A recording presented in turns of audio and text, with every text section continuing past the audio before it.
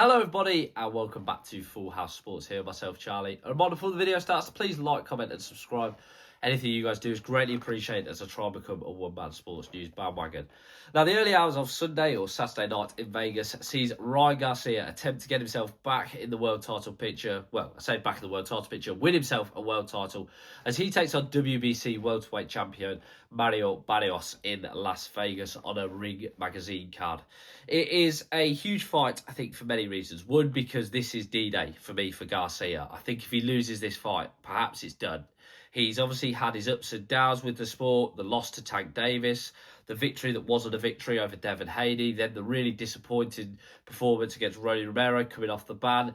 And yet somehow, some way, such as the boxing politics and the way it works, he has found himself back in a world title fight with Barrios, who I think it's fair to say is a pretty substandard welterweight champion compared to the champions that we've had in the past. We saw him eke out a draw against a 46-year-old or 48-year-old Manny Pacquiao in his most recent fight, in a fight that many thought, I thought that perhaps Pacquiao would, but maybe that was the rose-tinted glasses on me, hoping that the legend could pull it off.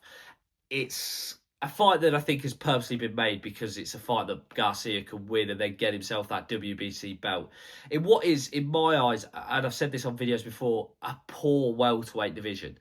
You know, when I was growing up, the welterweight division was the blue ribbon. You had Mayweather, Pacquiao. You also had there was two divisions. I've said this before. There was the Showtime guys where you had, obviously, Marcos Maidana, Eddie Garcia, although he was sort of super lightweight. You had Keith Thurman, you had Errol Spence, you had Sean Porter, all those guys, Devin Alexander as well, Amir Khan. The names are really off the tongue. I've got, and then on the top rank side, you had Provodnikov, Timothy Bradley, Marquez. I know these guys were sort of the back end.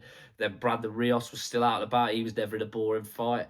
There was a lot of guys out there that would sort of, Chris Algieri as well, who now does the punditry. He was involved for a little bit. There was a lot of fights out there. And now it feels like the welterweight division has completely moved away from that and is in quite a poor era where we've got Barrios, no disrespect to champions because they're champions in their own right, but Barrios, Crocker, obviously Devin Haney, who for me is the best of a bad bunch by far. He's the WBO champion.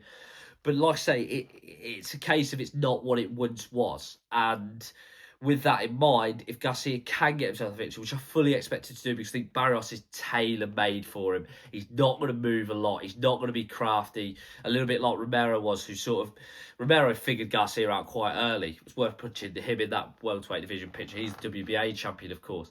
Garcia will win and then look to set up the massive fights. I think the fight to be made is definitely the Devin Haney too. With all the build-up, it is a mega fight. Let's be realistic in terms of American eyes, in terms of American audience. Hopefully, it can be made without the controversy. There is other fights out there. We know Conor Benn's been throwing his name in there, but I don't like to acknowledge that because I think it's ridiculous.